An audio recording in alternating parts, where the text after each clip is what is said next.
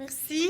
J'accueille maintenant Thomas Snigarov, grand journaliste français, qui va modérer la première table ronde. Merci beaucoup Thomas d'être parmi nous, d'avoir accepté notre invitation. Et j'invite tous les intervenants de la première table ronde à rejoindre les fauteuils sur la scène.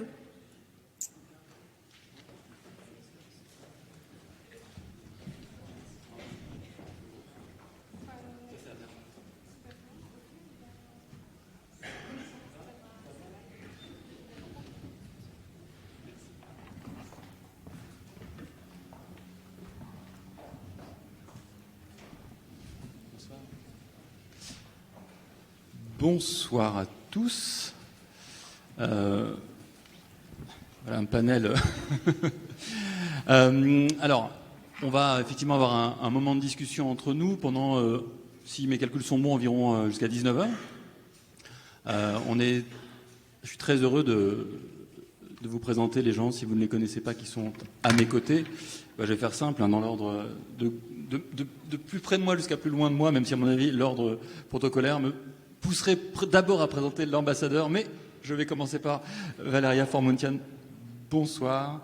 Vous avez été députée, vous êtes membre aujourd'hui du groupe France-Ukraine, toujours aujourd'hui, et engagé sur la question évidemment de la résistance à la guerre et la résistance face à Vladimir Poutine. À vos côtés, Bernard Guetta, journaliste, encore journaliste, député européen, Renew, grand spécialiste aussi de la question géopolitique et qui était en poste à Moscou au moment où le régime s'est effondré. À vos côtés, Tatiana Komich, bonsoir. Vous êtes représentante du Conseil de coordination des prisonniers politiques du Bélarus. Le prix Nobel de la paix est un peu le vôtre également. J'attends la réaction, voilà.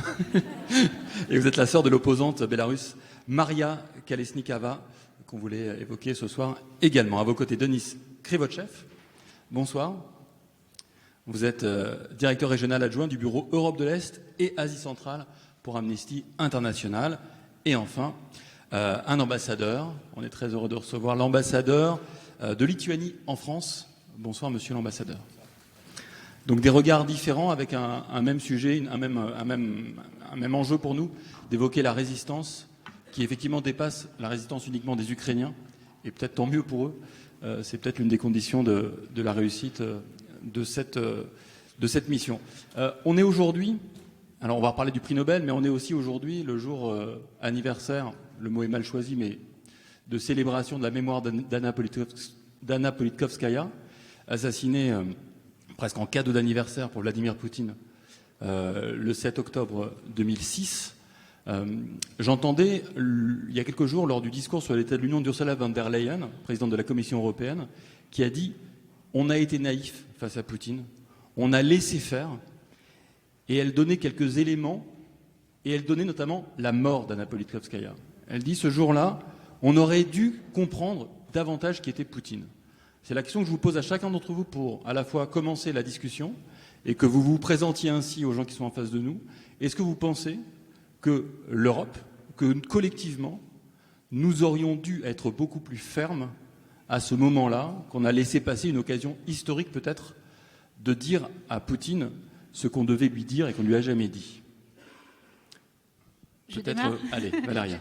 J'ai déjà le micro à la main. Bonsoir à toutes et à tous et un grand merci pour cette invitation. Je salue évidemment les représentants de toutes les associations, qu'il s'agisse de la résistance biélorusse, de la résistance russe ou le soutien à l'Ukraine et les associations françaises qui aident les Ukrainiens là-bas et ici. Oui, à la fois, nous avons manqué une occasion peut-être historique de réagir et à la fois, nous avons fait face à nos valeurs que nous avons respectées. Les valeurs occidentales, les valeurs européennes, ce sont des valeurs de respect de l'intégrité des pays, de leur politique, de leur géographie. Et donc, on a tendance à peu se mêler de ce qui se passe dans un pays souverain si ça ne déborde pas sur la population civile et si ça ne déborde pas, comme en Iran aujourd'hui par exemple, ou si ça ne déborde pas hors des frontières du dit pays. Et justement, ce que Poutine a toujours fait depuis 1999 qu'il est au pouvoir, c'est de jouer sur nos valeurs et nous mettre face à nos contradictions. Et donc, il en joue parce qu'il ne respecte pas les mêmes valeurs. Il n'a pas les mêmes principes. Et le pays de Russie, malheureusement, n'a jamais connu la démocratie. Ou le simulacre de démocratie des années 90 a plus perturbé les populations civiles qui ont résidé ou qui résident encore en Russie, parce que cette démocratie, ce qu'ils ont appelé la démocratie et le libéralisme, a été un enfer de déstabilisation, de manque de tout, de faim, de non-paiement des salaires. Et ça, les Russes, malheureusement, ne veulent surtout pas y revenir, de peur de revivre ces années-là, dans leur grande majorité. Heureusement, il y a des gens qui résistent, il y a des gens qui essayent d'ouvrir les yeux à la grande majorité, mais l'évidence fait que la manipulation d'informations sur place, et notamment la manipulation de nos valeurs, est systématique. Encore lors du discours de la simulation de l'intégration des régions ukrainiennes à la Russie, on a entendu Vladimir Poutine dire quelle est l'image qu'il a et que les Russes ont de l'Occident, de nos valeurs, et que nous sommes des populations dégradées à ses yeux. Et donc, évidemment, nous ne partageons pas l'image et les valeurs que véhicule Vladimir Poutine. C'est une évidence. Bernard Guetta, vraiment sur la question de notre naïveté, est-ce que 2006, puisque c'est aussi aujourd'hui que nous fêtons ce triste anniversaire, marque aussi une pierre de notre naïveté, de notre absence de prise au sérieux peut-être de la menace Poutine? Écoutez, il y a eu une erreur énorme commise par l'Allemagne, celle de se mettre entièrement, ou presque entièrement, pour ses fournitures énergétiques dans la main de la Russie. Et là, je dis volontairement de la Russie et pas de M. Poutine, parce que c'était particulièrement grave, étant donné que le président de la Russie était M. Poutine déjà à l'époque du démarrage de Nord Stream 2. Mais de toute manière, un pays ne doit jamais se mettre totalement dans la main d'un autre pays, quel qu'il soit, même si ce pays, au moment X, est une démocratie, parce qu'on ne sait pas ce qui peut arriver. La diversification des sources d'approvisionnement est évidemment une chose que tout gouvernement, tout État devrait avoir constamment en tête. Et l'Allemagne a fait là une erreur qu'elle paye lourd, mais que nous payons lourdement avec elle, nous autres, les autres États de l'Union européenne. Il y a eu d'autres choses, alors là, qui n'étaient pas des erreurs, mais qui étaient absolument révoltantes. C'était l'amour manifesté par M. Berlusconi pour M. Poutine. Mais en dehors de cela, je trouve qu'il ne faut pas exagérer dans le masochisme. Prenons cet anniversaire, celui de l'assassinat d'Anna Politkovskaya. Écoutez, je me souviens très bien des réactions à ce moment-là en France et dans tous les pays de l'Union européenne. Il n'y avait pas la moindre ambiguïté sur le fait que, évidemment, elle avait été victime de ces reportages et de ces protestations sur ce qui se passait en Tchétchénie, et que, évidemment, directement ou indirectement, elle avait été victime de ce régime. Et à chaque étape, je veux dire, des assassinats, des violations des libertés, il y a eu dénonciation, il y a eu protestation. Non, je ne me souviens pas d'une naïveté qui aurait consisté à voir en M. Poutine, je ne dis même pas le président de la Ligue des droits de l'homme, mais même un demi ou un tiers de démocrates. Non, personne ne s'est jamais fait d'illusions. Mais qu'est-ce qu'il fallait faire après l'assassinat de Anna Politkovskaya, après les autres assassinats, l'empoisonnement. Oui, pardon, souvenons-nous de l'outcry, pour parler français, après l'empoisonnement de Navalny. Non, il n'y a pas eu naïveté, il y a eu une erreur politique, mais gigantesque, incompréhensible de la part de l'Allemagne dans l'affaire des approvisionnements. Et pour le reste, il y a une histoire, et s'il faut chercher des coupables, je dirais, s'il faut chercher un coupable, je dirais l'illusion qui a tant dominé à la fin des années 80 et dans les années 90, selon laquelle, premièrement, s'il y avait libéralisation totale de l'économie et du marché, c'était une preuve, ou en tout cas une preuve de démocratie, ou en tout cas une formidable avancée vers la démocratie. Quelle erreur! C'est exactement le contraire qui s'est passé, Madame le soulignait à juste titre à l'instant. Deuxièmement, l'autre illusion gigantesque, c'était que le développement des échanges commerciaux avec des dictatures ou des pays qui n'étaient pas encore des démocraties allait apporter un développement démocratique. Voyons le résultat en Russie, voyons le résultat, mon Dieu, en Chine.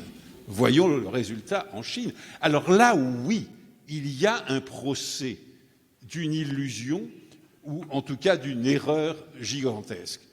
Mais je vous passe le micro. Le commerce n'adoucit malheureusement pas les mœurs, si je résume un peu, pas toujours. Tatiana, vous êtes donc du Bélarus. En préparant cette table ronde, vous nous avez dit, moi j'ai noté cette phrase, « Now you know ». En gros, maintenant vous savez, ce que nous on sait depuis longtemps. Est-ce que vous avez le sentiment que cette guerre-là, enfin, nous permet de prendre, non pas conscience, mais la mesure du danger que fait peser Vladimir Poutine sur l'ensemble des pays qui l'entourent? Я думаю, что таких сигналов на самом деле было много. Signaux, il y en a eu Говорите beaucoup. про 2006. Vous parlez de l'année 2006, mais on peut se souvenir de 2008, la Géorgie, 2014, la Crimée et l'Ukraine de l'Est, 2015, l'assassinat de Nemtsov et d'autres événements, et l'année 2020 en Biélorussie. Наверное, да, если сейчас смотреть на вот события двухлетней давности, Nous retournons à ces événements это был qui sont такой passés il y a 2 ans. своеобразный план C'était un projet поддержки Путиным de Лукашенко. soutien В дальнейшем, de чтобы использовать Poutine à территорию Loukachenko Беларуси. pour ensuite utiliser les territoires de Biélorussie. Но если говорить, да, вот, Mais si l'on parle de la situation et des relations entre les pays européens, bien sûr, c'est un problème de choix géopolitique, de choix moral. Est-ce qu'on continue à construire une relation? Est-ce qu'on continue à essayer d'apporter la démocratie en développant le commerce ou la société civile? Je ne pense pas qu'il faut blâmer quelqu'un, accuser quelqu'un. Donc, en ce qui concerne la situation en Biélorussie également, il faut faire en sorte qu'il n'y ait pas de menaces qui proviennent du territoire du Biélorusse qui facilite la tâche de la Russie. Nous devons réfléchir à ça. Denis Krivochev, vous êtes donc d'Amnesty International. La question des réfugiés est au cœur de votre travail. Je retiens des propos qui viennent d'être prononcés, la balance entre la morale et la politique. Est-ce que vous avez le sentiment qu'aujourd'hui, la question morale, et peut-être vous en réjouissez, est en train de prendre le dessus sur les enjeux économiques et politiques? Et est-ce que c'est l'enjeu du moment pour vous?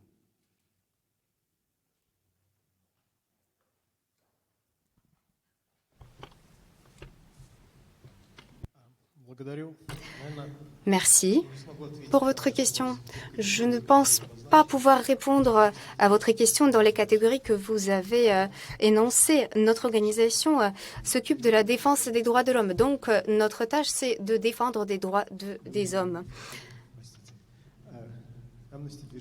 C'est un mouvement, l'Amnesty, c'est un mouvement de la protection des droits humains. Et c'est la catégorie que, à travers, nous voyons tout ce qui s'est passé en Russie, tout ce qui est en train de se passer en Ukraine. Et donc, c'est comme ça que nous construisons notre attitude aux réfugiés qui essaient de quitter la Russie. Est-ce que nous étions naïfs? Oui, parce que nous ne voyons pas la possibilité d'intervenir en Ukraine. Nous n'y croyons pas. Oui, nous avons perdu la Russie. Nous avons vu déjà, il y a eu déjà ces signaux quand il y a eu des lois sur les agents étrangers. C'était une sorte de régime végétarien. Ça ne faisait pas aussi peur qu'en Ouzbékistan, qu'en Biélorussie. Mais il y a d'autres exemples. Mais c'était un régime pratique. Il savait où visait et il a bien choisi ses buts. En Ukraine, la société civile est très soudée. C'est ce qui l'a sauvé et va la sauver aujourd'hui dans son opposition à la Russie. En Russie, la société civile a été détruite systématiquement. Les organisations des défenseurs des droits humains ont été attaquées. Mais pourquoi? On pouvait se demander pourquoi, mais ils ne menacent personne. Ils défendent les gens. C'est une force qui pourrait être en opposition à Poutine. Nous devons revenir à cela. De même, tous les droits humains qui ont été violés et bafoués en Russie ont mené à cette agression. Et nous devons les défendre maintenant. Toutes les personnes qui essaient de fuir la Russie, de quitter, est-ce qu'on doit se soucier de leurs droits humains? Oui. La personne qui est en résistance, en guerre, en fonction de ses principes, parce qu'il y a ces principes, doit avoir la possibilité d'avoir la protection là où il en a besoin. La personne qui se retrouve en Europe, peu importe ses positions, ne peut pas tout simplement renvoyer en Russie s'il est menacé de torture ou de prison. Nous ne pouvons pas parler des droits qui sont plus importants ou moins importants. Tous les droits sont importants. Et jusqu'au moment où l'on ne s'occupe pas des droits humains, y compris en Russie, pleinement, le régime sera carnivore. Les crimes commis par ce régime seront atroces et nous ne pouvons rien opposer à ce régime. Si je résume, on a laissé un régime végétarien devenir carnivore par notre inaction. C'est bien ça. Je rebondis quand même sur ce que vous venez de dire sur la question de l'accueil des réfugiés. Parce que tout à l'heure, il a été évoqué l'idée qu'il ne faudrait pas, ou que certains considéraient qu'il ne faudrait pas accueillir des réfugiés, des gens qui refusent de faire la guerre. On a vu des centaines de milliers de Russes partir parce qu'ils ne veulent pas faire la guerre. Je me tourne donc vers l'ambassadeur d'un pays, la Lituanie et des États baltes, qui sont plutôt réticents à accueillir ces jeunes Russes qui décident de ne pas faire la guerre et qui préfèrent partir. Quelle est votre position là-dessus pour clarifier un peu les positions des uns et des autres et comprendre à quel niveau doit se jouer la résistance? Merci beaucoup. Et, je voudrais remercier les organisateurs, Russie Liberté, Monsieur le Président, Alexis, Olga, pour vraiment cette occasion et cette opportunité d'être ici. Comme Madame la maire a dit, c'est la maison très ouverte pour tous les gens, tous les opposants. Et pour moi, c'est comme un signe de notre pays, de Vilnius, qui est devenu par de facto déjà peut-être la capitale des opposants. Et ce n'est pas par hasard que maintenant, aujourd'hui, nous avons la visite de Svetlana Tsikhanovskaya à Paris avec beaucoup de rencontres très importantes parce qu'elle était chez nous à Vilnius il y a 2 ans avec accueil de notre côté.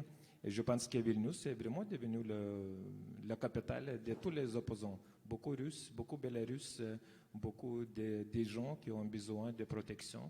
Et je pense que c'est un peu difficile maintenant pour les que la Lituanie n'était pas solidaire avec les pays qui souffrent.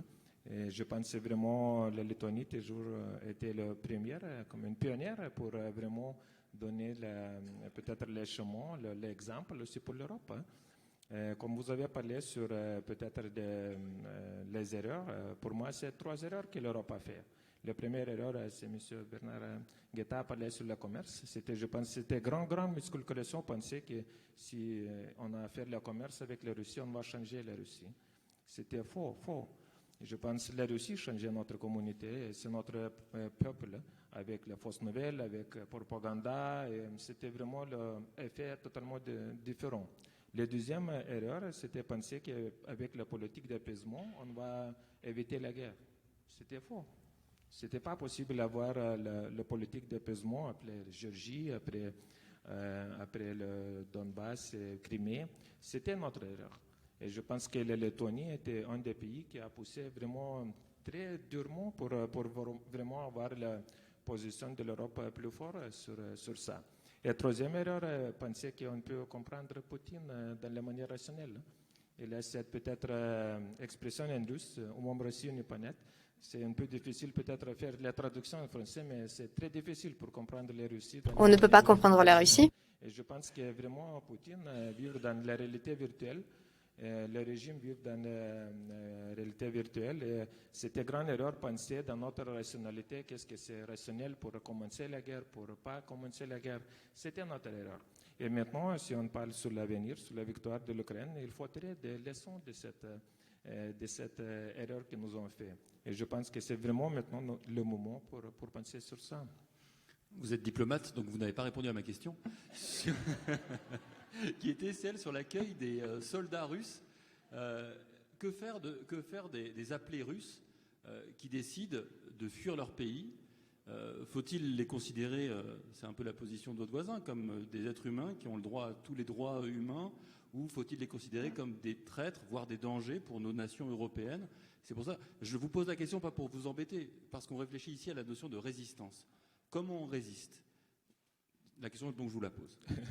Non, merci beaucoup. Je pense pour nous, c'est très clair. Nous avons accueilli beaucoup des opposants russes qui habitent à Vilnius et maintenant, on va continuer cette politique. S'il y a besoin pour les gens, pour être accueillis, ça sera la décision individuellement faite. Mais pour ouvrir les portes maintenant pour tout le monde, pour nous, c'est la question de sécurité. La première question, comment on peut faire le check-up, comment on peut faire d'être vraiment très clair qu'il y a besoin de ces gens pour échapper. Ce n'est pas juste, je ne sais pas, les gens qui veulent entrer dans l'Union européenne, entrer dans notre population. La deuxième question qui toujours reste très pertinente, pourquoi Poutine ne ferme pas les frontières? Pourquoi il toujours reste avec les frontières ouvertes? Parce que pour lui, c'est facile pour faire ça. Et là, peut-être la troisième question, c'est vraiment important pour trouver, bien sûr, aussi la décision au niveau européen. Donc, je pense qu'il faut trouver la décision. On comprend très bien qu'il y a les gens qui ont besoin, mais il faut trouver aussi les mécanismes que nous avons fait peut-être pour les autres pays, comment on accueille les gens. Valérie, un mot. Bernard Guetta, on ne va pas faire le débat entièrement sur cette question-là, mais allez-y, vous vouliez prendre la parole. Oui, évidemment, on ne va pas s'attarder là-dessus pendant des heures.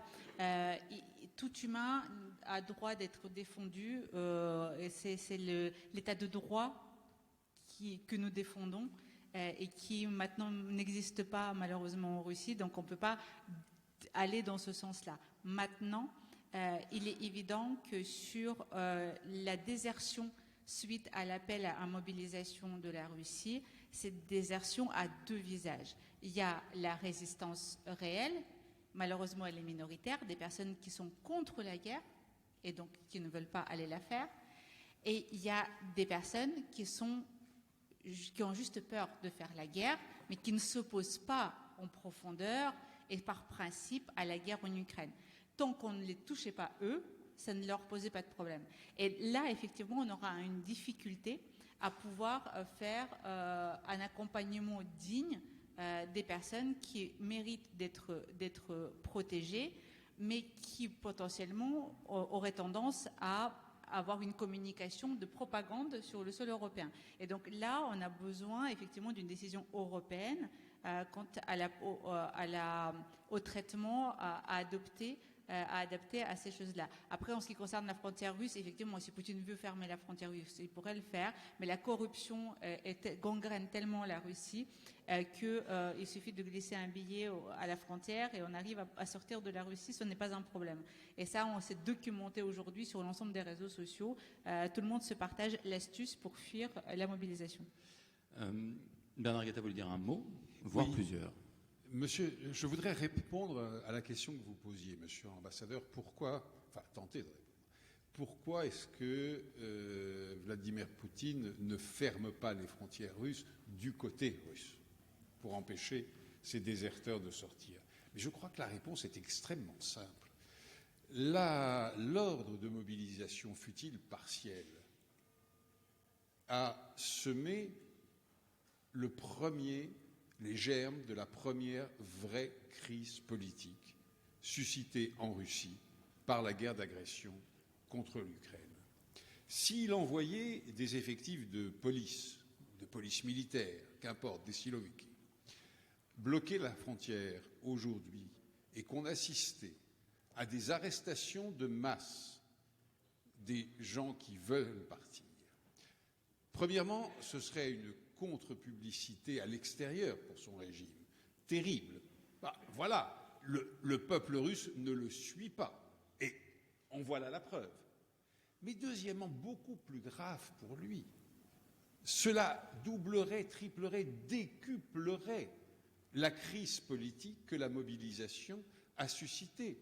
Et donc, son régime est assez intelligent pour dire, de toute manière, cela, même sur le front, il nous provoquerait des difficultés, donc on les laisse partir pour éviter trop de bruit autour de cette résistance à la guerre. Maintenant, je voudrais ajouter un mot. Madame, vous faisiez à l'instant, comme beaucoup de gens, vous n'êtes pas la seule, loin de là, comme beaucoup de gens, la différence entre des gens qui s'étaient opposés à la guerre depuis le début et des gens, il y en a eu, ceux qui ont manifesté au début, en février, et qui ont été, comme nous le savons, très, très brutalement réprimés. Et deuxièmement, les gens qui veulent tout simplement fuir la guerre. Vous parlez là morale. Il faut parler politique. Quel est notre intérêt? Je veux dire, à nous, les défenseurs de l'Ukraine, que M. Poutine réussisse pleinement sa mobilisation ou que cette mobilisation échoue? La réponse est dans la question. Évidemment que nous souhaitons que cette mobilisation échoue. Bien, si nous voulons que cette mobilisation échoue, nous avons un moyen d'y contribuer. C'est d'accueillir les déserteurs et de faire savoir que nos frontières sont ouvertes aux déserteurs, parce qu'à ce moment-là, il y en aura encore beaucoup plus. Et puis, dernier point, on ne peut pas exiger de chacun l'héroïsme. D'accord. On va avancer un peu. Je saisis des éléments qui ont été dits par les uns, par les autres. Vous avez parlé de la désinformation, de la propagande, des déserteurs qui pourraient faire de la propagande. J'ai vu un chiffre, moi, qui m'a sidéré. Les Russes mettent, alors c'est une estimation de la Commission européenne de 2019, je ne vois pas pourquoi ils auraient fait moins aujourd'hui, environ 1 milliard d'euros chaque année pour faire de la propagande, de la désinformation chez nous, en Europe. L'Europe met 11 millions par an. 11 millions, 1 milliard.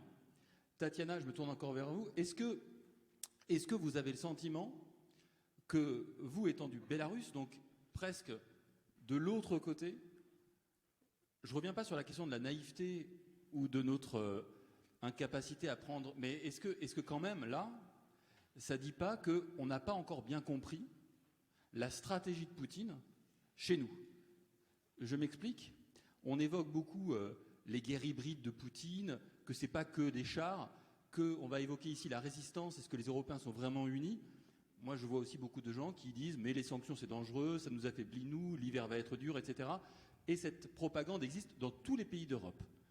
Est-ce que vous avez le sentiment, vous, qu'on est aussi désunis par la propagande et qu'on n'arrive pas à la contrer suffisamment? Peut-être que la réunion de ce soir permet d'y apporter une réponse.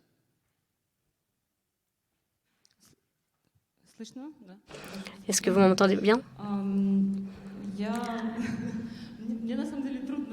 C'est difficile pour moi de répondre. Pour toute l'Europe, tous les pays d'Europe, c'est difficile de parler au nom de toute l'Europe. Mais les 2 dernières années, je vis en dehors du Bélarus. Après les protestations, après les élections, j'ai quitté mon pays et je vis dans plusieurs pays. Je voyage beaucoup, je parle avec beaucoup de gens différents, beaucoup de pays différents. Beaucoup de niveaux différents de la société civile, des hommes et des femmes politiques.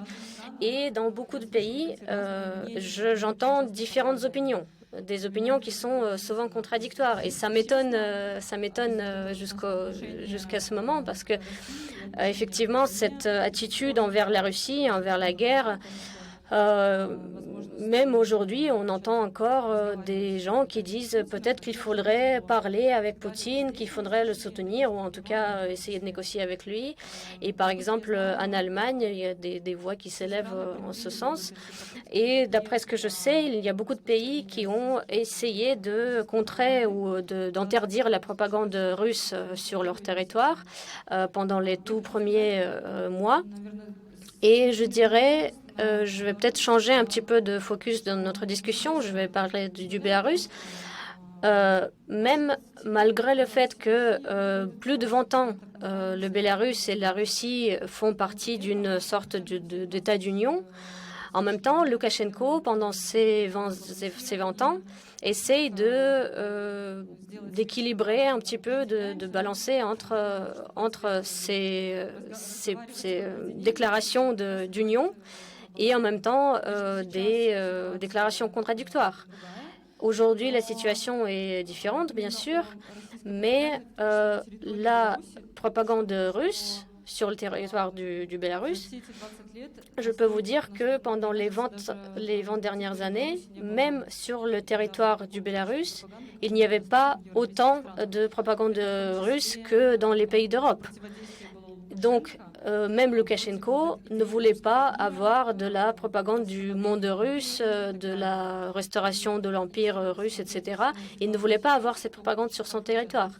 Et aujourd'hui, si on demande aux Bélarusses qu'est-ce qu'ils pensent de la guerre, la plupart des Bélarusses sont contre cette guerre et encore moins de gens pensent, ou plutôt très peu de gens pensent que l'armée bélarusse devrait participer à cette guerre, et participer à cette agression militaire et soutenir la Russie. Donc, même ceux qui soutiennent Loukachenko ne pensent pas que l'armée bélarusse devrait participer à cette guerre du côté russe. Donc, je peux vous dire qu'on a réussi, en quelque sorte, à contrer cette propagande russe sur notre territoire pendant des années. Donc, je dirais que c'est un moment un peu positif pour nous parce que nous avons cette réussite en quelque sorte et nous entendons des voix qui s'élèvent dans des pays européens, des voix contradictoires. Donc, c'est assez étonnant. Denis, vous naviguez beaucoup en Europe de l'Est, dans tous ces pays qui ont des rapports différents avec la Russie, des rapports d'histoire différents par rapport à la Russie. Est-ce que vous sentez quand même dans ce moment, parce qu'on va quand même maintenant évoquer la question vraiment de la résistance et de ses formes qu'elle peut prendre en Europe, est-ce que vous sentez que dans les pays que vous connaissez bien, dans ces pays d'Europe de l'Est, cette résistance, aujourd'hui, elle est uniforme, qu'elle existe et qu'elle n'est pas fragilisée par la propagande qu'on évoquait à l'instant ?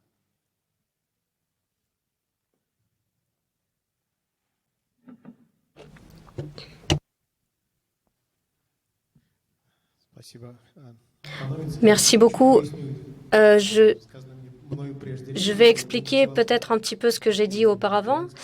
Je n'ai pas dit que le régime de Poutine était végétarien, je disais qu'il nous semblait végétarien par rapport aux autres régimes en Biélorusse ou dans d'autres pays. Mais en même temps, il y avait beaucoup de droits qui étaient bafoués et violés en Russie. Donc il est clair aujourd'hui qu'il était en train de se préparer pour cette guerre en Ukraine, pour tuer des Ukrainiens, des femmes et des enfants et des hommes en Ukraine. Donc c'était des petits pas, mais qui allaient tous dans cette direction. Et donc c'était mon idée principale.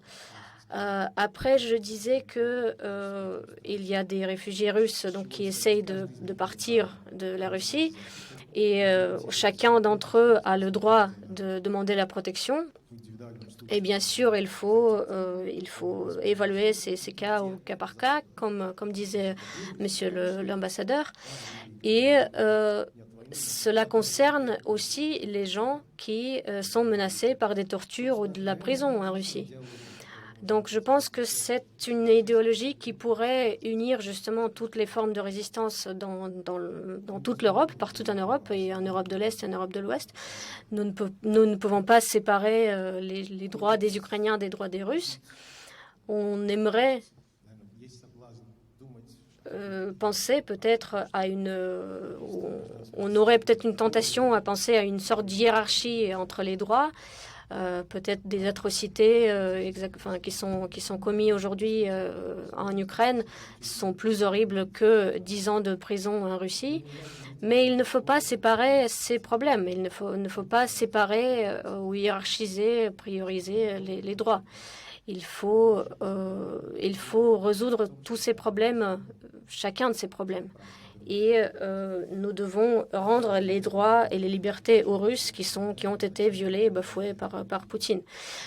Comment on le fait? Ça, c'est une question beaucoup plus compliquée. Tout d'abord, je pense qu'il faut revenir à une liberté de parole en Russie. Il faut casser ce monopole de la parole, de l'information qui existe aujourd'hui en Russie. Et il faut libérer les prisonniers politiques en Russie. Il faut faire en sorte que la liberté de parole revienne dans ce pays. Après, on peut réfléchir aussi à tous les pas qui ont été commis par ce régime, l'emprisonnement de Navalny. On peut se poser la question de savoir pourquoi ce régime haïssait tellement cet homme. Mais il faut savoir que, de toute façon, les autorités russes ont des ressources énormes. Et cela, on savait déjà. Mais le fait que Navalny ait pu rassembler un auditoire qui a pu toucher des millions d'auditeurs, de spectateurs, cela a vraiment choqué Poutine et tout ce régime. Donc aujourd'hui, on a une guerre, mais qui se passe sur différents fronts. C'est le front en Ukraine, mais c'est aussi des fronts d'information. C'est là qu'il faut combattre et vaincre aussi. Monsieur l'ambassadeur, en Lituanie, ce front d'information, il est solide. Vous sentez votre pays, votre nation, solidement derrière le peuple ukrainien et en front face à, non pas la Russie, mais face à Vladimir Poutine? Oui, je pense que c'est consensus chez nous oui. pour soutenir l'Ukraine et soutenir tous les opposants du régime de Poutine. Parce que pour nous, c'est peut-être un contexte plus large, parce qu'on voit la guerre en Ukraine comme une guerre pour nos valeurs, pour la démocratie. Et je pense que notre politique est très cohérente. On parle, c'est pas juste sur la Russie, on parle aussi beaucoup sur la Chine. Et il faut aussi peut-être faire un petit exemple. La Lettonie est la première qui a fait peut-être ça, pour vraiment pousser ces lignes avec la Chine. Et donner l'exemple pour l'Europe aussi, pour penser comment diminuer la dépendance avec la Chine. Donc pour nous, c'est une politique des valeurs. Et maintenant, peut-être nous sommes dans le front des frontières avec les régimes non démocratiques. Et notre expérience précédente avec le régime de Poutine aide beaucoup pour nous d'être dans cette position, pour vraiment avoir beaucoup de propositions et pour pousser l'Europe. Petit pays, mais nous sommes petit pays avec l'esprit de grand pays, parce que le Grand-Duché de Lettonie était un des plus grands pays de l'Europe dans le XVe siècle. Et quand vous dites pousser l'Europe, c'est dans quelle direction? Dans telle direction qu'il faut défendre notre valeur chaque jour. Ce n'est pas gratuit, la liberté. Et je pense que notre histoire, ça donne cette compréhension très, très bien, parce que nous avons perdu plusieurs fois notre indépendance. Et maintenant, après 30 ans, plus que 30 ans de notre indépendance, pour nous, je pense que c'est partie de nos génies pour vraiment défendre ça. Et peut-être c'est quelque chose qui vient de tous les pays baltes pour vraiment pousser l'Europe, pour penser sans naïveté, pour vraiment penser plus large, pas juste sur la Russie, mais sur l'avenir, comment l'Europe peut devenir plus indépendante peut-être pas avoir la dépendance énergétique, pas avoir la société plus résiliente, parce que je pense que chez nous, il y a plusieurs bons exemples, comment nous avons fait pour vraiment faire cette résilience pour notre peuple. Résilience contre les cyberattaques, contre les fausses nouvelles, etc., etc. Et comme nous sommes un pays avec beaucoup de choses digitales, nous avons investi beaucoup sur la cybersécurité, par exemple. Donc, parce que c'était très clair que c'est quelque chose de très, très important. Et je pense que c'est notre exemple, c'est un exemple aussi pour la Russie démocratique, pour la Biélorussie démocratique. Et je suis toujours très optimiste que finalement, on va créer l'Europe ensemble plus démocratique. Tatiana, je vous ai vu faire oui de la tête. Qu'est-ce que vous appréciez dans ce discours-là? Et est-ce que vous, en tant que Bélarusse, vous dites qu'il y a peut-être des liens entre nos pays qui ont des histoires complexes, notamment avec la Russie? Est-ce que vous pensez que vous avez un regard particulier aussi en raison de l'histoire de votre propre pays? Oui, bien sûr. Quand j'entends l'ambassadeur de la Lituanie, je pense au moment historique et nos liens entre la Lituanie et le Bélarus. Et en 1994, notamment, les Bélarusses ont peut-être fait un mauvais choix parce que c'était les premières élections et Loukachenko les avait gagnées. Je pense que c'était des élections honnêtes et par contre, toutes les élections d'après, les 5 fois d'après, les 5 élections d'après, ont été falsifiées. Et la réaction de la Lituanie en 2020 était rapide et était sans équivoque. Et c'était très important pour nous. Et je voudrais dire aussi que cette voie que nous prenons ensemble, la voie de la démocratisation, en 2020, c'était un essai justement au Bélarus. Nous disions que le Bélarus s'est réveillé.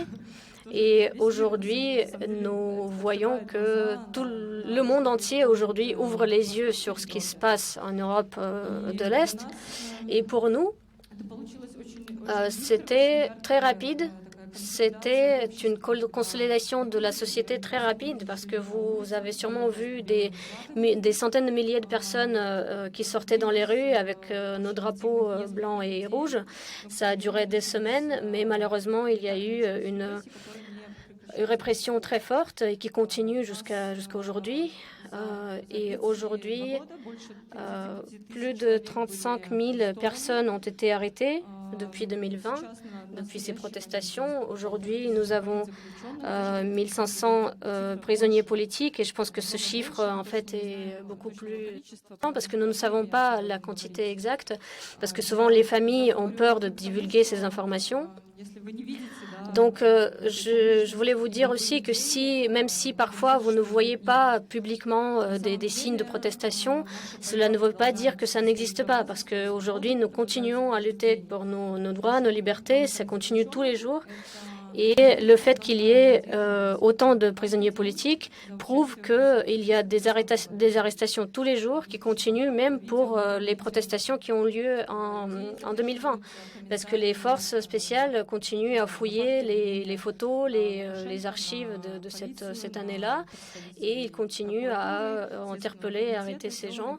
Donc il y a des photos sur Facebook, sur Instagram, par exemple, ou des commentaires qui ont été écrits par des opposants. Et parfois, ces opposants retrouvent en prison pendant 1 an, 2 ans, etc. Après la situation avec le Boeing qui a été arrêté, donc Loukachenko a provoqué une réaction très forte et une isolation encore plus forte du Bélarus.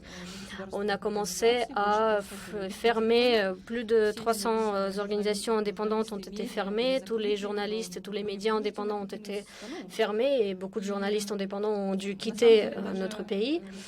Et même aujourd'hui, quand je me trouve à l'extérieur du Bélarus, en Lituanie, en Pologne, en Allemagne, en France, pour nous, c'est un énorme soutien. Et pour moi, personnellement, nous savons qu'il y a des milliers de centaines de milliers de personnes qui ont reçu des visas humanitaires, justement pour ces cas urgents. Je sais qu'il y en a eu plus de 600 000 visas de ce sorte pendant ces 2 dernières années. Donc pour nous, c'est très important et c'est une lutte qui est constante, qui n'est pas toujours visible pour vous, mais qui continue. Et tout comme les premiers jours de la guerre, après le 24 février, la réaction des Bélarusses a été la même. Plus de 1000 personnes ont été arrêtées parce qu'il y a eu des protestations, des dizaines de milliers de personnes qui ont descendu dans les rues pour protester contre le déclenchement de cette guerre, alors que les gens savaient pertinemment qu'ils allaient être arrêtés, mais ils sont sortis quand même. Il y a aussi un mouvement très fort de partisans qui ont saboté les chemins de fer, les rails, pour justement empêcher les engins militaires russes de traverser notre territoire pour aller en Ukraine. Tous ceux qui commentent, tous ceux qui laissent des commentaires sur Instagram, sur Facebook contre la guerre sont très souvent arrêtés, sont emprisonnés pour des années à venir. Donc oui, les Bélarusses essayent d'aider avec des envois humanitaires également. Donc pendant tous ces mois, nous essayons d'aider tous ceux qui fuient l'Ukraine. Nous essayons d'envoyer de l'aide humanitaire en Ukraine. Nous aidons à financer les équipements militaires pour l'Ukraine également, comme tous les autres pays du monde.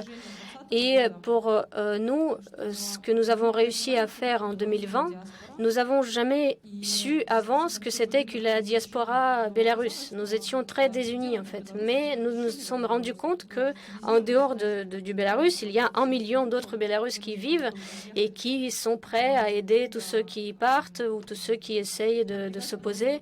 Donc qui peuvent aussi pousser notre agenda bélarusse, notre lutte pour la liberté. Et ces gens-là, bien sûr, sont également très actifs dans l'aide à l'Ukraine. Donc, c'est une solidarité, bien sûr, parce que nous comprenons que nous n'avons pas élu, nous n'avons pas choisi Loukachenko, notre société ne l'a pas choisi. Mais aujourd'hui, nous résistons de toute manière, de toutes les manières que nous pouvons. Et dans l'immigration aussi, nous comprenons que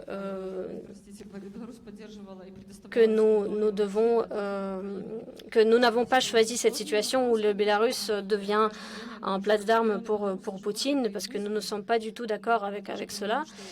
Et nous comprenons que ce n'est pas notre choix, c'est le choix de nos autorités, les autorités bélarusses. Et nous espérons bien sûr que, comme j'ai déjà dit, pour moi, personnellement, comment on peut faire en sorte que le Bélarus devienne un pays sûr pour l'Ukraine. Il faut que ça devienne un pays démocratique, parce que sans cela, il n'y aura pas de paix ni en Ukraine, ni en Biélorussie. Donc nous sommes très liés dans cette situation.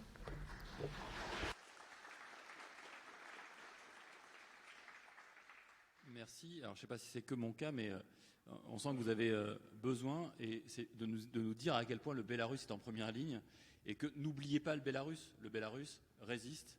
Le Bélarus n'est pas uniquement l'allié, en tout cas l'élite, oui, mais le peuple résiste. Et cette résistance, elle est forte. D'où la question que je vais vous poser ensuite. On sent bien qu'il y a différents niveaux de résistance en fonction aussi de la proximité géographique du conflit, de la proximité géographique des Russes, de la proximité même historique. Comment est-ce que quand on s'éloigne, et là je pense peut-être à la France, on peut résister aux côtés des Ukrainiens? On ne peut pas nous saboter des voies ferrées. Ça n'aurait pas de sens. Qu'est-ce qu'on peut faire? Qu'est-ce qu'on doit faire? Qu'est-ce qu'on ne fait pas assez? J'aimerais rebondir quelques secondes sur ce que disait Tatiana tout à l'heure, sur la perméabilité à la fausse information.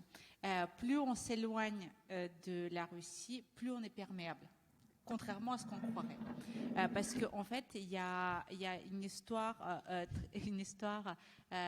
complexe du bloc de l'Est post-guerre mondiale, Seconde Guerre mondiale, et du coup, tous ces pays-là, tous les pays frontaliers de l'ex-URSS ont expérimenté la propagande dans leur chair pendant des années.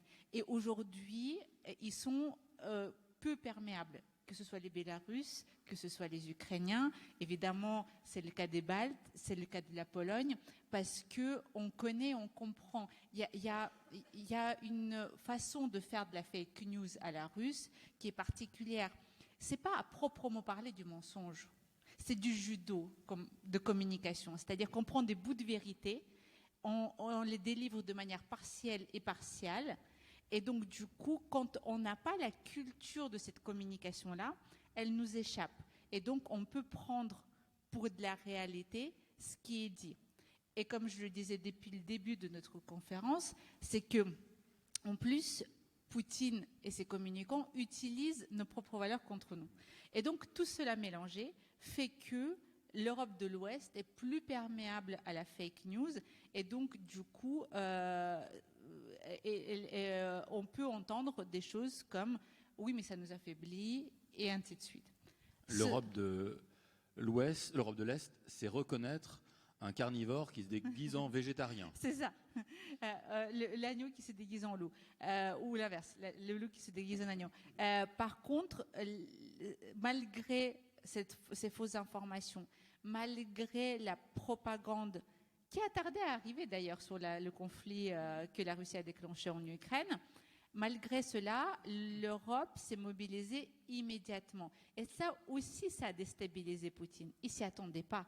Il s'attendait à une Europe de 2014. Une Europe qui met du temps, une Europe qui ne sait pas, une Europe qui n'écoute pas ses frères de l'Est, qui savent, eux, qui l'ont vécu dans leur chair.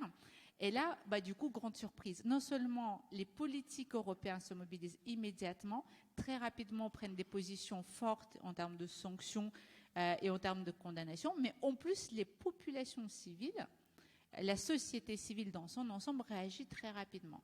Moi, j'étais parlementaire à l'époque, j'étais surprise alors que ce n'est pas notre dada, l'Europe de l'Est en France. On a plus d'affinité, par exemple, avec le continent africain à la base. Mais là, j'avais des appels de particuliers, d'associations qui disaient « je veux aider, je peux faire quoi ? Je peux réagir comment ? Qu'est-ce que je peux apporter ? Est-ce qu'il faut envoyer ou est-ce qu'il faut recevoir ?»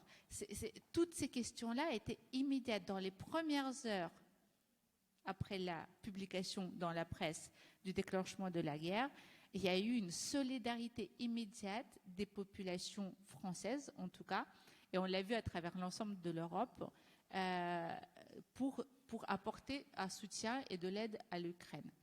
C'était inimaginable. Je vous assure que ça a été une grande surprise pour la politique que j'étais à ce moment-là. Et on voit que finalement, quand on touche aux valeurs fondamentales, que sont la liberté, que sont l'intégrité, les Français, les Européens réagissent très rapidement, malgré le fait qu'on peut déplorer qu'on vit dans un certain confort et qu'on a un côté individualiste, parce que voilà. Non, on sait défendre ce qui est important de défendre au moment où il faut le faire, on sait se mobiliser, on sait le faire avec les armes qu'on a, c'est-à-dire la solidarité en premier lieu, parce qu'effectivement, on ne va pas saboter du matériel militaire, mais par contre, on sait se coordonner pour envoyer du matériel civil, du matériel paramilitaire, de la nourriture et recevoir énormément de Français. On a ouvert leurs portes de leur maison pour recevoir les familles, les accueillir sans aucune aide à la base. Rien n'avait été annoncé et les autorités françaises avaient dit immédiatement c'est au moins pour 6 mois, si ce n'est plus. Donc, et les Français se sont mobilisés en la matière. Bernard Gatta, vous siégez au Parlement européen.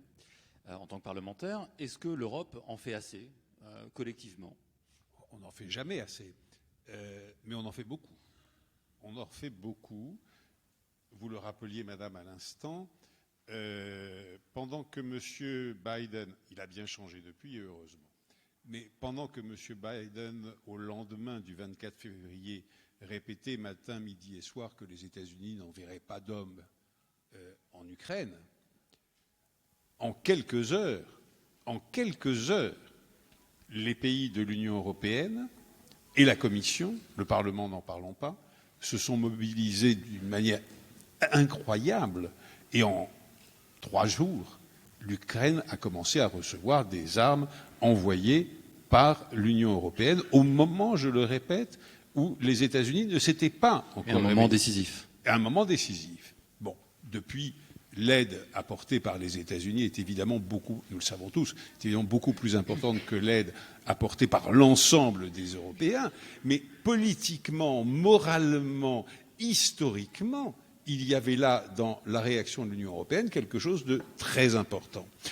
D'autant plus important que non, pardon, ce n'est pas une surprise, la réaction de solidarité des Français avec l'Ukraine, car regardez ce qui s'était passé au moment du coup d'État du général Jaruzelski en Pologne.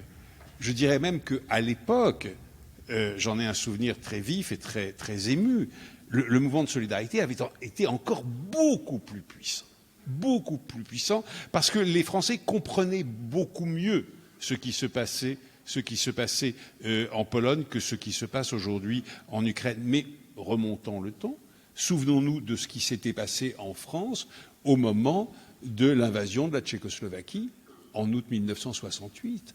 Et souvenons-nous de la fracture formidable qu'avait provoquée sur la scène politique française, y compris dans le Parti communiste, Budapest en 1956. Donc il y a une sensibilité en France à ce qui se passe en Europe de l'Est. Mais maintenant, je voudrais répondre à votre question. Qu'est-ce que nous pouvons faire de loin? Parce que oui, c'est vrai, la France, c'est plus loin de l'Ukraine que ne l'est la Lituanie. Je vais surprendre, pas tout le monde dans cette salle, bien loin de là, mais quand je dis cela, je surprends généralement. Je dirais aider la Russie. Qu'est-ce que je veux dire par aider la Russie? Parce que ça surprend, évidemment, quand on dit cela. Aider la Russie à prendre conscience que nous ne considérons pas les Russes et le peuple russe comme des gens qui seraient génétiquement adeptes de la dictature, de l'impérialisme et de la barbarie. Tendre la main, non pas, évidemment pas, à M. Poutine et à son régime, certainement pas. M. Poutine, aujourd'hui, il faut le battre, et il faut le battre militairement. Mais parallèlement à cela, à l'effort de guerre à développer contre M. Poutine et son régime, nous devons dire à la Russie, au peuple russe, que ce qu'ils entendent matin, midi et soir sur les ondes de Pierwый Canal est un pur et simple mensonge, qu'il n'y a pas 1 centimètre carré de territoire de la Fédération de Russie occupé par un pays de l'Alliance Atlantique, qu'aucun pays de l'Alliance Atlantique ne veut envahir et encore moins annexer 1 millimètre carré de territoire de la Fédération de Russie, et que l'ambition que nous avons, nous les Européens, mais les Américains aussi, est d'avoir la possibilité un jour, quand, je ne sais pas, mais un jour, d'avoir la possibilité un jour d'instaurer sur le continent qui nous est commun, l'Europe, c'est la géographie qui commande, d'instaurer des rapports de stabilité et de coopération. Ne nous disons pas que ça ne serait pas possible un jour. Évidemment que ce sera possible. Et regardons ce qui s'est passé en Ukraine, en Lituanie, dans les 2 autres pays baltes. Quand la liberté a été là, mais les peuples ont su s'en saisir.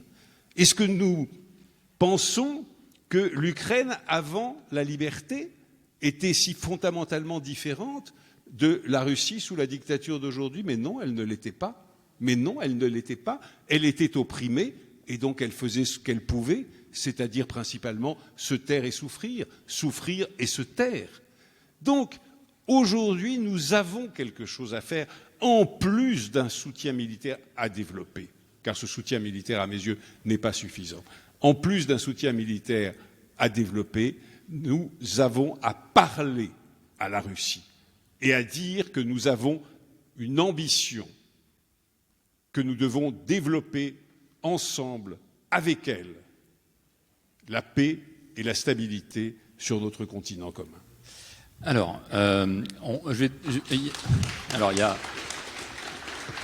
l'objet de la table ronde suivante, avec ici des militantes russes en exil, notamment dans l'entourage d'Alexei Navalny, évidemment, c'est la question aussi de la société civile russe, de sa capacité à renverser peut-être Poutine ou à offrir en tout cas une alternative. Juste, quand même, je donne la parole à Valéria qui voulait réagir, et après je vous donne la parole, Denis. Là, mon micro est là. Sur cette question, je vous ai vu un peu tiquer quand Bernard disait mais les Russes, c'est comme les Ukrainiens. Les Ukrainiens aussi ressemblent aux Russes avant de découvrir la liberté, donc pourquoi et le Bélarus aussi veut répondre. Non, pour le coup, pour la peine d'être né en Ukraine et avoir vécu presque la moitié de ma vie, il faut regarder l'histoire de l'Ukraine. Et évidemment, le peuple russe peut résister. Évidemment, on peut miser là-dessus, mais la France a énormément investi ces dernières années, et on l'a vu, d'ailleurs on a reproché à Emmanuel Macron de le faire, a énormément investi dans les relations diplomatiques, dans la société civile, dans les relations de la société civile française et russe pour ouvrir la Russie. Ça n'a malheureusement pas eu la portée espérée, et donc il n'y a que le peuple russe qui décidera de se réveiller. Ils n'attendent pas sur nous et ils n'ont pas besoin de nous à part leur apporter notre soutien moral. Par contre, dire que les Ukrainiens et les Russes sont les mêmes, non. L'Ukraine a toujours été opprimée et elle a toujours résisté. Alors, on va pas lancer le débat, donc, Tatiana, il nous reste 5 minutes avant les questions. Donc, Tatiana et puis Denis, après j'ai une question précise à lui poser. Allez-y. Oui, j'aimerais aussi dire quelques mots en ce qui concerne la société russe et française. En fait, en Ukraine, les présidents ont quand même se sont succédés, ils ont changé. Alors qu'en Russie, cela n'est plus survenu depuis l'année 2000. Donc la situation est très différente et la société est très différente. À chaque fois, la société ukrainienne a protesté, a choisi son président, et il y a une différence avec la société biélorusse également. Vous vous êtes joint à cette lutte en 2020. Je veux dire que vous avez aussi compris qu'il faut avoir les choses en main, mais vous n'avez pas encore eu cette victoire. Donc je ne dis pas qu'il ne faut pas faire cela, mais la société civile doit arriver à cette conclusion, à cette idée. Et il y a des initiatives de la société civile, des ONG, des journalistes, leurs actions sont importantes. Donc cela doit se passer naturellement. Il ne faut pas imposer ces valeurs. Cela ne marche pas comme ça. Alors, dernière question avant qu'on donne la parole à la salle. On évoque les modalités de résistance. La justice en est une aussi. Comment est-ce que vous considérez que documenter les crimes de guerre pour que demain la justice passe fait partie de notre acte de résistance à nous, Européens? Denis. Denis. Oui, j'ai essayé de prendre la parole justement à ce sujet un peu avant. Quand on parlait des armes, le mouvement des droits humains ne possède pas d'armes et ne peut pas donner d'armes à qui que ce soit, mais nous avons une autre arme, c'est la parole, c'est la vérité. Et cette arme peut bien heurter, peut bien aider à attaquer les adversaires. À partir du moment du début de l'agression russe en février, nous sommes prononcés contre cette agression. Nous l'avons appelée agression. L'agression, dans les définitions du droit international, c'est un crime. Donc, les personnes qui ont commis ce crime doivent être poursuivies, doivent être reconnues coupables et doivent être traduits en justice. Donc, c'est la position de la force qui est la justice. Donc, ces armées font des crimes de guerre et il y a des personnes qui doivent être tenues responsables pour ces crimes. Nous savons qu'il y a des associations, des journalistes qui vont documenter tout cela. Nous savons ce qui s'est passé dans le théâtre dramatique à Mariupol. Des personnes civiles ont été bombardées. Et nous ne pouvons rien contredire à cela. Et ces personnes doivent être traduites en justice. Et nous avons demandé, le gouvernement français, les autres gouvernements, nous demandons d'arrêter ces personnes, de les traduire en justice, de tenir un procès équitable et les poursuivre. Merci. Je pense qu'il est temps de passer à un quart d'heure, 20 minutes. Olga, 20 minutes. Prendre quelques questions de la salle. N'hésitez pas à lever la main, ceux qui ont des questions. Une question là-bas. Oui, là, on a...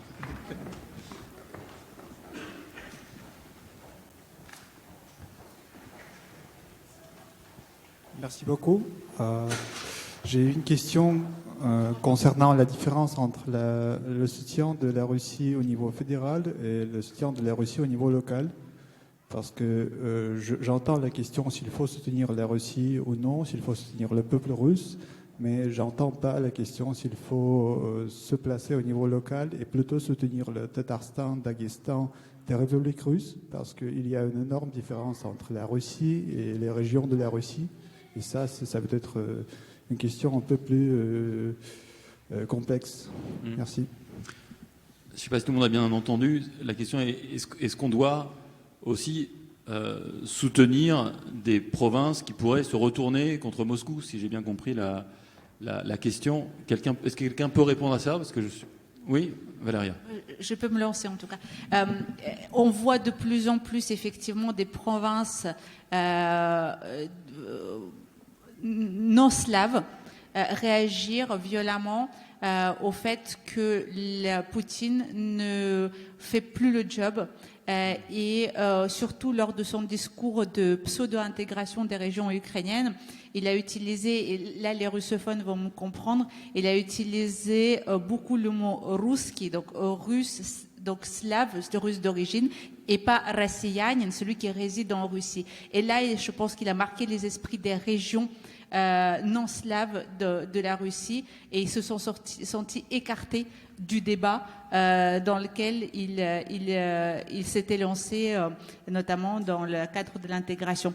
Et il y a une chance que cette résistance-là vienne aussi de ces régions.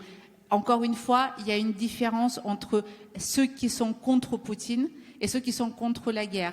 Et là encore, il faut faire attention parce que Poutine commence à avoir de la résistance intérieure politique, mais il se fait dépasser par sa droite. Donc c'est des gens encore pires que lui parce qu'il le trouve trop modéré, trop gentil avec les Ukrainiens et les Européens. Donc il ne faut pas non plus, il faut faire attention à quel type de résistance on accompagne, en tout cas on soutient, on reconnaît à l'extérieur de la Russie pour ne pas se retrouver avec des dictateurs encore pires que Poutine. Monsieur l'ambassadeur. Non, merci. Je suis d'accord avec vous et je pense que c'est vraiment notre analyse aussi qu'il y a peut-être mobilisation. C'était aussi un peu de réaction qui a donné cette réaction dans les régions. Et bien sûr, c'est quelque chose d'important. Aussi, nous sommes juste à côté de la région de Kaliningrad, par exemple. Oui. Donc, c'est aussi, il y a ce sentiment que, bien sûr, il y a aussi peut-être plus de résistance aussi dans cette région contre la mobilisation et contre les décisions de Poutine. Mais aussi, je pense que c'est vraiment important aussi, peut-être contexte plus large, c'est aussi les républiques d'Asie centrale. Et la position du Kazakhstan, par exemple, c'est pour moi, c'est aussi une indication vraiment qui peut être aussi comme une indication un peu pour avoir la position différente que Poutine. Et pour Poutine, vraiment, ce sentiment d'isolation qui juste augmente avec les positions comme ces pays. C'est le grand jeu sino-russe. On ne va pas faire un cours de géopolitique. D'autres questions, à moins que quelqu'un voulait répondre? Assez vite, comme ça, on pourrait multiplier les questions, parce que je pense que sinon, on va frustrer les gens. Juste une phrase pour dire que quand M. Poutine, pas si M. Poutine, quand M. Poutine aura perdu la guerre, la question de l'unité de la Fédération de Russie se posera, à mes yeux, inéluctablement. Inéluctablement. Regardons la violence des réactions à la mobilisation au Daghestan Et posons-nous la question très simple de savoir pourquoi est-ce que M. Kadyrov tiendrait tellement à ce que l'on son patron fasse exploser une bombe nucléaire en Ukraine. Parce qu'il sait pertinemment que le jour où la Russie aura perdu la guerre en Ukraine, la Tchétchénie reprendra le chemin de l'indépendantisme et qu'il sera pendu par les pieds, lui, Kadyrov, à un réverbère au cœur de Grozny. Question suivante. Allez-y, madame. Pour rebondir sur qu'est-ce qu'en Europe on peut faire pour contrer Poutine. En fait, je suis très attentivement, depuis même les événements en Biélorussie, et qui plus est avec l'Ukraine, le langage, comment dire, les journalistes, au lieu de dire les référendums, il faut systématiquement dire les pseudo-référendums. Quand on dit président Loukachenko, mais c'est un pseudo, c'est un ex-président. C'est ça que les journalistes, je trouve, ne pointent pas suffisamment. Enfin, c'est une critique pour les journalistes vraiment très sévère. J'ai entendu. Non, mais parce que je suis très attentivement et systématiquement, c'est la manière de contrer les fake news. Voilà, le langage, hein, le vocabulaire est extrêmement important. Et alors, je voulais aussi juste rajouter quelque chose.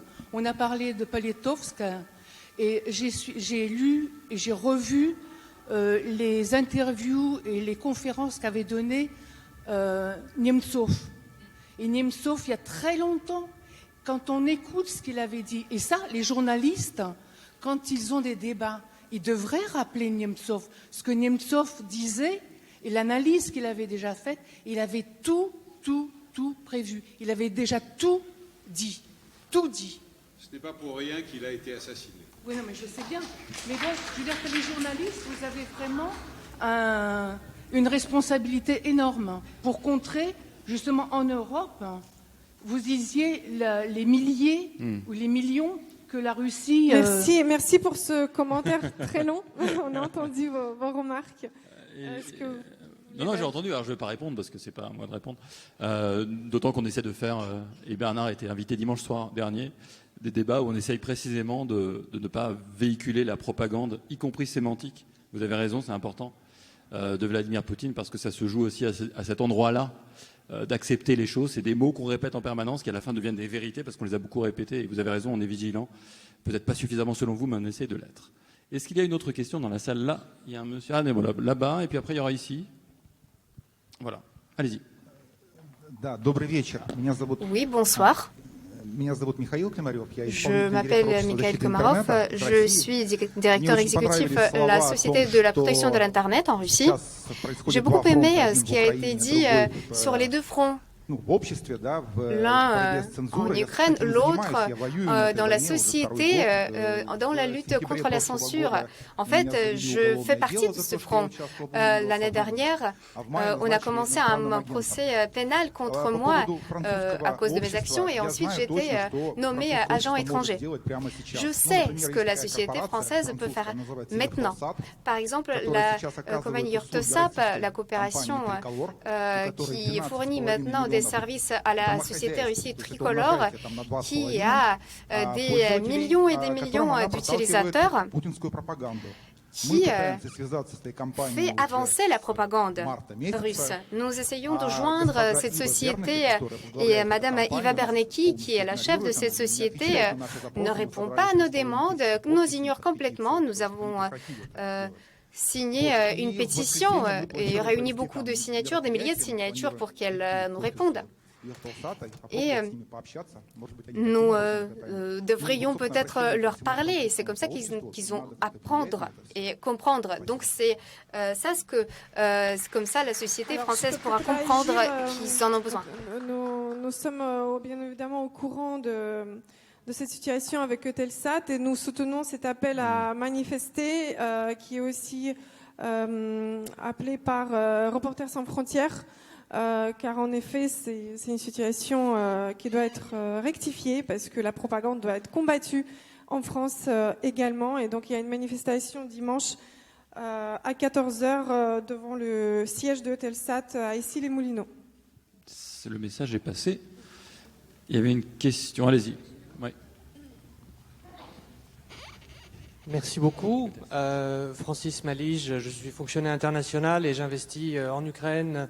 Nous investissions aussi en Russie, mais plus maintenant. Mais je voudrais rebondir sur ce que vous avez dit. On ne va pas faire un cours de géopolitique. Moi, je voudrais qu'on fasse un cours de géopolitique. Parce que ce que j'observe depuis 30 ans, c'est qu'on a des grandes puissances qui considèrent que c'est OK pour les grandes puissances de décider entre elles du sort des petits pays. Il y a deux catégories de pays, il y a les adultes et il y a les enfants. On a un enfant là sur la scène. La Lituanie, c'est pas un vrai pays, c'est un pays qui ne mérite pas qu'on lui demande son avis. Et les pays, tant que cette mentalité-là sera là, on va avoir un peu de mal. Et je trouve qu'ils ont fait un grand travail justement d'expliquer au reste de l'Europe que finalement l'égalité entre les pays, c'est un concept qui vaut la peine d'être défendu et qui est dans la Charte des Nations Unies. Donc, juste une autre question, parce que vous avez aussi parlé de la perméabilité de l'Europe. Je trouve qu'elle est d'autant plus grande, cette perméabilité, qu'on n'a pas de cours d'histoire sur cette région. On a tous grandi avec l'histoire de l'Union soviétique à l'école. Donc est-ce que vous ne pourriez pas, justement, développer à la fois un petit peu de géopolitique de bon sens et un peu d'histoire de cette région? Merci. Allez, 2 mots. Et, évidemment, c'était ironique. La Lettonie est un grand pays. Allez-y. Effectivement, la problématique, c'est qu'en 1h30, à nous tous, on ne pourra pas refaire toute l'histoire. Et je pense que c'est de la responsabilité de chacun d'être curieux. Tout le monde a accès à Internet libre en France. Et c'est une joie, et c'est un bonheur. Et je pense que si les Français ont envie de savoir, ils peuvent savoir, ils ont accès à toute l'information qui n'est pas manipulée, qui est en libre accès. Et effectivement, il y a beaucoup de choses à apprendre sur la région, sur l'histoire, sur le peuple, sur sa culture. Il faut qu'on relance la recherche fondamentale qui avait été peut-être mise un petit peu en sommeil, parce que avant la perestroïka et donc pendant la guerre froide, c'était le nombre de militaires et le nombre de bombes qui comptabilisaient les grands pays et les petits pays. Après, c'est devenu le PIB. Celui qui fait le plus d'argent, c'est celui qui a droit de décider. Aujourd'hui, on voit que la grande consommation et les armes, ce ne sont plus nos valeurs. Et peut-être que maintenant, on pourra avoir d'autres échelles pour quantifier le poids d'un pays. Juste, il y a quelques années, je me souviens d'un manuel d'histoire franco-allemande, un manuel commun aux deux pays. Peut-être que demain, Amnesty pourra labelliser un manuel d'histoire des droits humains à l'échelle de l'Europe. Je ne sais pas si ça peut être des choses envisagées, parce qu'effectivement, c'est souvent à l'école et chez les plus jeunes que ça doit se passer. Je crois qu'il y avait une question un peu pédagogique dans ce que vous disiez.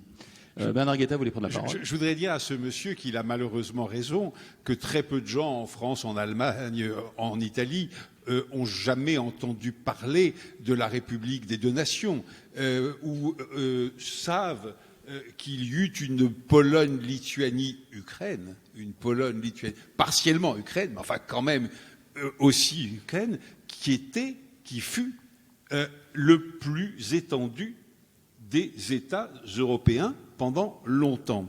Cela étant, si nous l'ignorons ou l'avons beaucoup oublié, en revanche, en Europe centrale et en Europe de l'Est, je vous assure que cette présence de l'histoire est immense.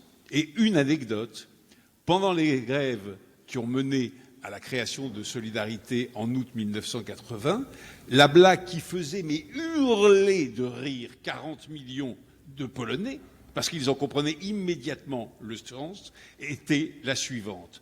Toutes les villes de Pologne sont en grève, à l'exception de Lvov et de Vilnius. Là, il faut rire, parce qu'on a compris. Maintenant, vous connaissez parfaitement la géographie de l'Ukraine. Donc, absolument. Non, tout simplement parce que ces villes ont été polonaises, avaient été polonaises. Ouais. Pour l'anecdote, enseignant aussi à Sciences Po devant des étudiants internationaux, je remarque que les étudiants d'Europe de l'Est connaissent infiniment mieux l'histoire du continent que les étudiants français et d'Europe de l'Ouest. Peut-être que cette guerre nous rappelle le poids de l'histoire et le poids et l'héritage est parfois un fardeau. Est-ce qu'il y a d'autres questions dans la salle ou peut-être que quelqu'un voulait prendre la parole sur cette question-là?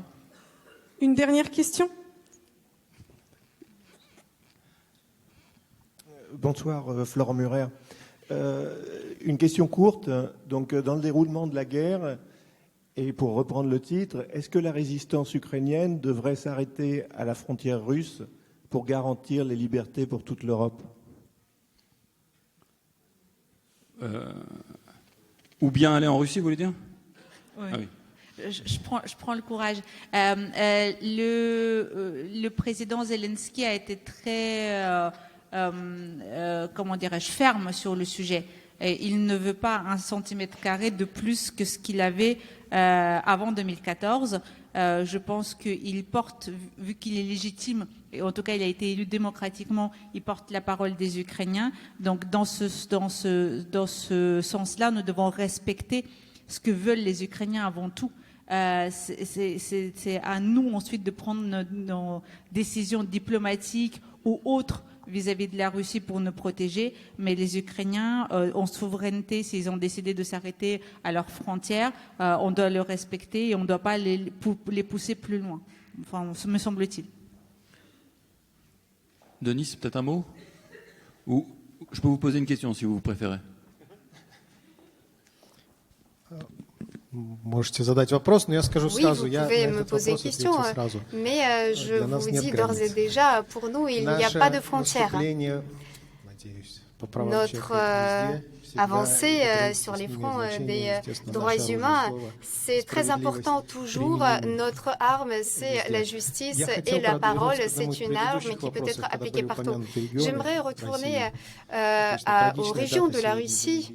Bien sûr, aujourd'hui, c'est l'anniversaire tragique de l'assassinat de Politkovskaya et bien sûr, en Tchétchénie où elle travaillait, la situation n'est pas du tout végétarienne et en fait, nous verrons que les criminels seront poursuivis après ce qui s'est passé maintenant aussi. Et je résume, donc les droits humains n'ont pas de frontières.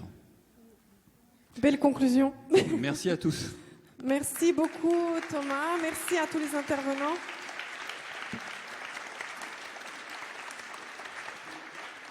Nous allons donc marquer une courte pause, mais avant de lancer la pause, on va projeter un clip vidéo parce que la résistance, elle se fait aussi dans le milieu culturel.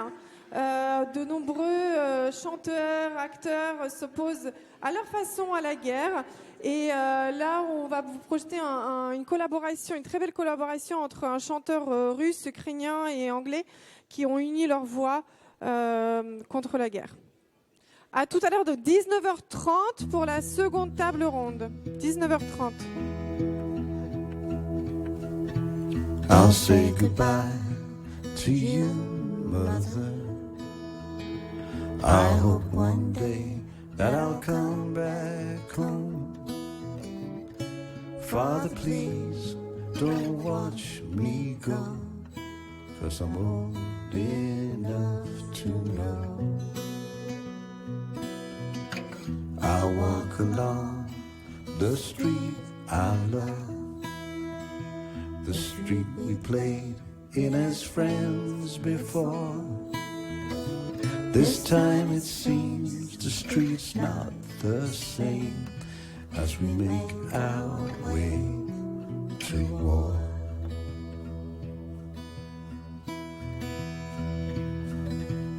От января до первой листвы шагать как петь, но мертвый сердцем нажал курок, и вместо весны стала смерть.